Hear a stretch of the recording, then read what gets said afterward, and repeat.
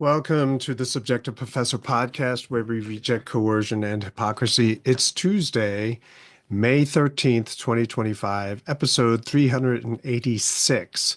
And we're going to talk about appeasement and World War II. So, appeasement of Hitler is focused for a reason. In other words, um, when you read history in school, they always talk about appeasement. They talk about Neville Chamberlain and how he thought he had brought peace to England, and all it did was give Hitler time to grow in strength. And so appeasement sort of is heavily discussed to make sure everyone in America learns that when there is tyranny, when there is evil, we have to stand up and fight, right? You don't let that go. You don't, um, you know, bend the knee. You don't give in to evil. We have to always fight evil and the people who are evil. And this makes it really easy to sort of whip up support for war, especially against people identified as evil, which is why we're going to use that word a lot.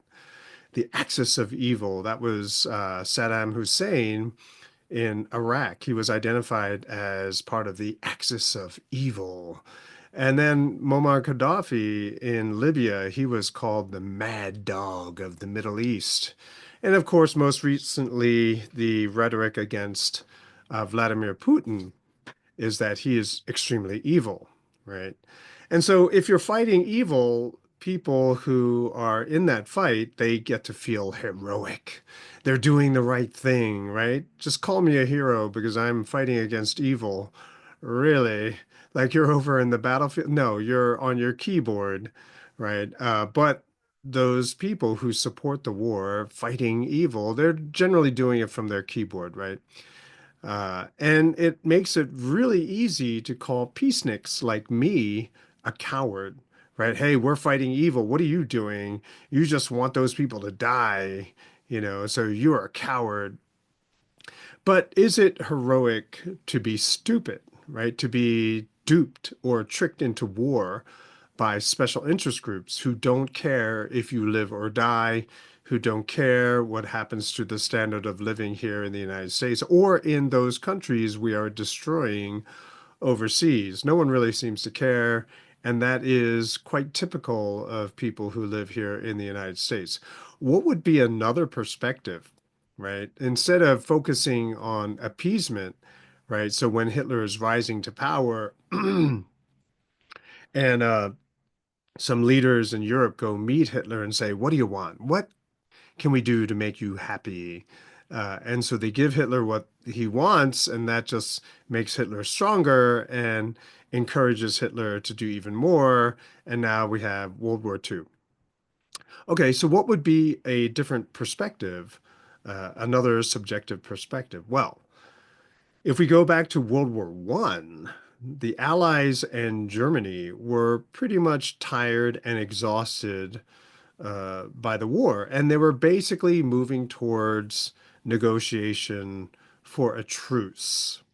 But then, of course, the United States enters the war and tips the scales, right? Now you have all these fresh troops, a country that has not seen all of the death and suffering, and they enter the war and it tips the scales. Germany is now basically outgunned. And this leads to the armistice, that is, a temporary suspension of hostilities to negotiate for peace. But clearly, Germany is in the weaker position. And so when the Treaty of Versailles was drawn up, it was lopsided. In other words, it wasn't like, okay, we all share some blame, so let's just take our toys and go home. No, it wasn't like that. The Treaty of Versailles was completely lopsided and made Germany pay. That's how you know that although it was an armistice, it was pretty close to being kind of a surrender. At least that's what the Allies probably were thinking. So June 28th, 1919, World War I comes to an end, and the Treaty of Versailles included these 3 points. First, the War Guilt Clause, Article 231, blamed Germany for the start of World War One. But the actual start of World War One is not really clear cut. I mean, if you read the history books, it's the assassination of the Archduke Ferdinand. But uh, you know, all of the countries have been itching for a war anyway. They all chose sides. They all had allies and clauses that if one was attacked, then all of them were attacked. Right. And so it's not really clear cut. There was an arms race. There were uh, globalism. People were expanding, putting colonies everywhere. And so there was tension everywhere. And to put it all on Germany is kind of questionable. But because they were at a disadvantage and America was fighting with the British and the French, then clearly Germany was going to be held responsible for all of it, right? So Germany was put on the hook for pretty much everything. And the second aspect is that Germany loses a lot of territory, right? Particularly the industrial part of the country, a large portion of it, making it harder for Germany to make payments. They lost all of its colonies, at least six of them, right, in the Pacific and in Africa. And they were probably also moneymakers for Germany. So they lost those colonies. Um, and they had to pay for reparations. That is, they had to pay for the war, all the damage that France had occurred, probably England with all the bombing. And so Germany was stuck with paying for the war, and that's pretty expensive. And to try to pay all of that when your country has been gutted of its ability to make payments, right? I mean, they were in the war too. They lost a lot of people too. And so now they got to get back on their feet, but at the same time, most of their GDP or whatever you want to call it has to be given to the Allies, kind of like as a tribute, really. And so, because it was so harsh, the Treaty of Versailles was so lopsided against Germany, it led to the rise of Adolf Hitler, the leader of Germany in World War II. So, because the Treaty of Versailles was so harsh, Germany entered into economic crisis and hyperinflation, right? So, runaway money printing just to make payments to pay for the damages in the other countries. And this led to the rise of the Nazi Party. And as you know, I like to say the full name of the Nazi Party. That would be, in English, the National Socialist German Workers' Party. Yes, they are a communist socialist party, right? And so whenever you have these kinds of very difficult economic troubles, people are not thinking very well, and so they go to the easiest to understand ideology, which is, of course, communism, right? And so everyone believes that they're going to get a little piece of the pie, but no, it's not. It's not like that at all. And I've discussed that a lot in other episodes. But anyway, so because of all of this economic hardship and the hyperinflation, it leads to the National Socialist German Workers' Party coming to power. And that pretty much is all she wrote. Then we have World War II. So basically, if America never entered the war, if Woodrow Wilson didn't have those dreams of grandeur where everyone will remember him as a war president, if he wasn't there and America did not enter the war, there might not have been the Treaty of Versailles, and there would have been a more equitable, a more fair peace treaty where everyone had to share the blame, where everyone had to share in the cost of the war. It means that not a lot of people would be happy. Everyone would be a little bit upset, but that's how you know then that the treaty was probably fair. The Treaty of Versailles, everyone on the Allies were probably over the moon happy that Germany has to pay for everything. And so they were happy, Germany was sad. And when you have a situation like that, it's a sign that the treaty was probably not fair. So in the face of this argument, right, which is taught to most of America, that is, most Americans are taught that appeasement was wrong, right? And so they'll start talking about World War II from appeasement, right? That'll be, oh, it's because of appeasement. They didn't stop Hitler soon enough, you know. Uh, in that kind of context, in that kind of narrative that was created, how do you argue for peace? And so the hippies in the 1960s, you know, maybe they were cowards, maybe they were drug addicts. I mean, who knows, potheads or whatever. Right, that I remember thinking that when I was younger, these are just people who, you know, just wanted to do drugs and have sex all day, right? That's pretty much my impression of what hippies were. And today, if you take that position that the hippies had, which is pro-peace, you're labeled a coward, right? So when the Ukraine war broke out and I kept pushing for peace, people basically were using this argument to me. You can't give in to Putin. You can't play the appeasement game with this guy. He's so evil.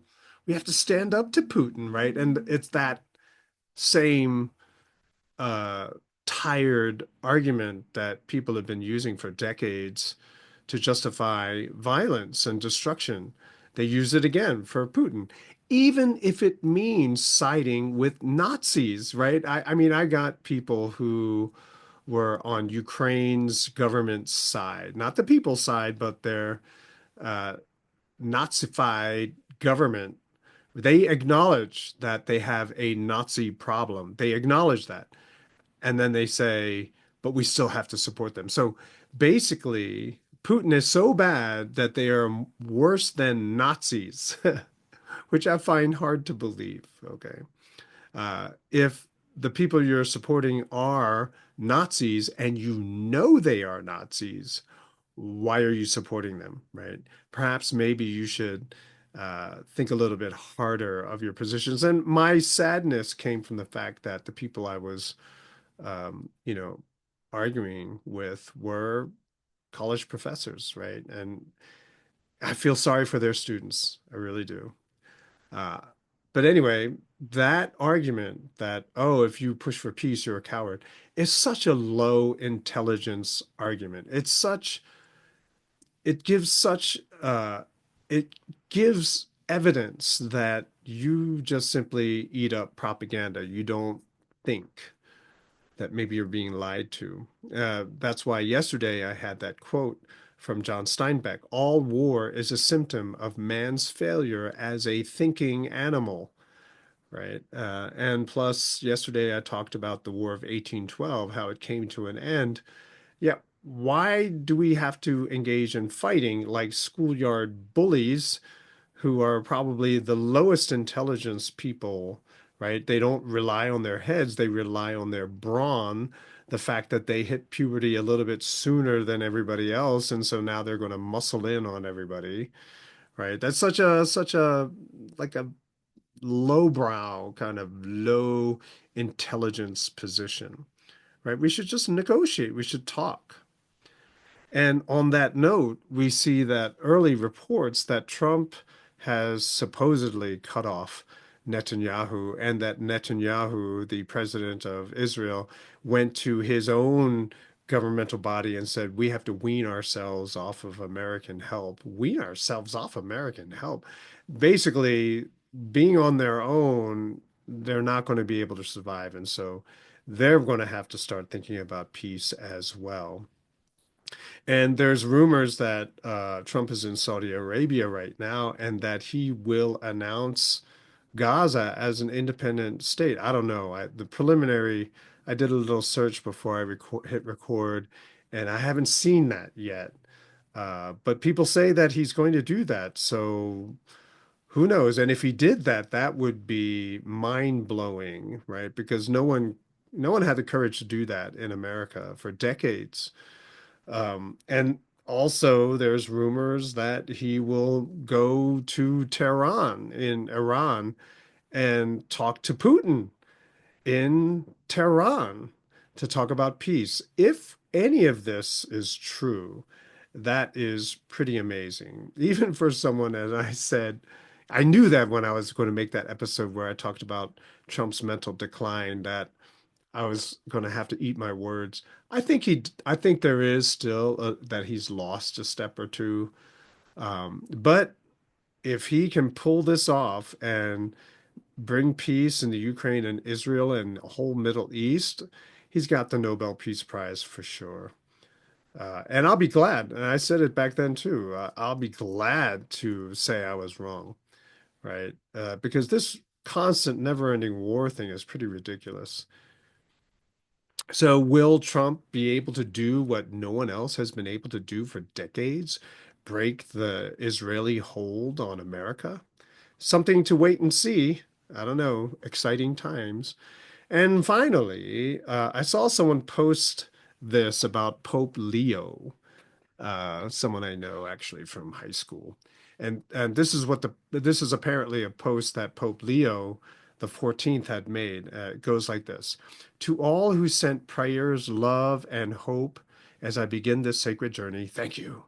I accept this role not as a throne, but as a vow to serve the forgotten, to uplift the broken, to speak plainly where others stay silent, to be called woke in a world that sleeps through suffering is no insult, it is gospel. Woke means awakened by compassion, guided by truth, humbled by grace, committed to justice, not just for some, but for all. So let them mock, let them sneer. We will still build the kingdom, not with walls, but with love. Be awake, be loving, be woke. Okay, that's slightly disturbing. So let's break it down. Serve the forgotten and uplift the broken. That's fine. But if you're going to do it uh, while creating more forgotten people, right, by breaking other people, then it's just straight up hypocrisy, right? You can't serve forgotten and uplift broken if you're going to forget about other groups of people and break other people just so that you can uplift those people. And that seems to me what woke implies, right? Actually, not implies. That's what woke does, right? It demonizes some people. It tries to get people to forget about large groups of people, right? Including women, for example, and break other people. That's just hypocrisy. Speak plainly where others stay silent. Okay, what are you going to say speaking plainly? And clearly we can see through the rest of this post that he probably should have stayed silent, right? The next line, to be called woke in a world that sleeps through suffering is no insult. This is rich coming from a pope of the church where they hide pedophilia, right? Where they hide child abusers. It's just kind of mind-boggling that he would actually write that in reference to people who use the word woke, but then ignore all the problems that the church itself has, right? And then he says, this is gospel? What? In Christian circles, right? And I include Catholics in this Christian circle, okay?